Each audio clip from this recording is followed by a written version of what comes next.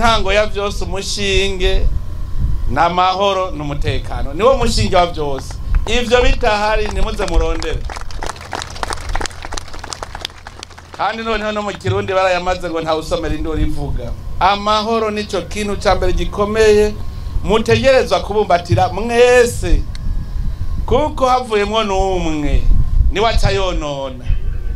Nico ituma rero ico n'umushinge ndanezere ko buramatari ambwiye yuko ubu mukanura mwese mugahagarara neza kugira ngo ntihagire abatwonone. Amaboko mukure mu mpuzu ntihagire ikinebwe gisubira kwa muri iki gihugu kuko abashaka kuduhomvya abariko araduhomvya kuko wewe ibaza uri gukorera iminwa yakara kimwe iri kwirakora abaduhombeje kuko nawe yakora nunda agakora twaca turonka umusesekara dushora ku isoko tugaheza tukaronka kagafaranga.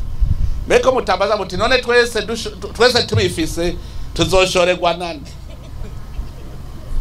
Iyo ndabwiye nti shaka umuryango wose nimiburi bifise inkwavu zitanu nimiburi nibazaje ko bariko vuga ubusa no kuvuga ko ufise inkwavu zitanu nahajya mvuye hajya nawe nyene yatanguje none nameza agahe amaze atayozoro none genda murabe ashitse ku majana kandi yatanguje inkwavu nkeyi cyane.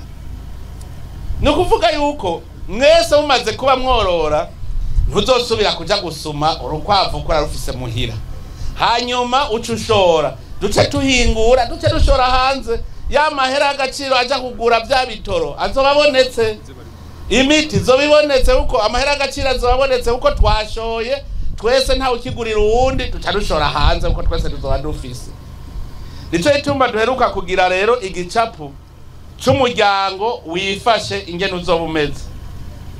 Hariho imiryango buyifashe ahubwo iri kwirondera gutera imbere byo hejuru.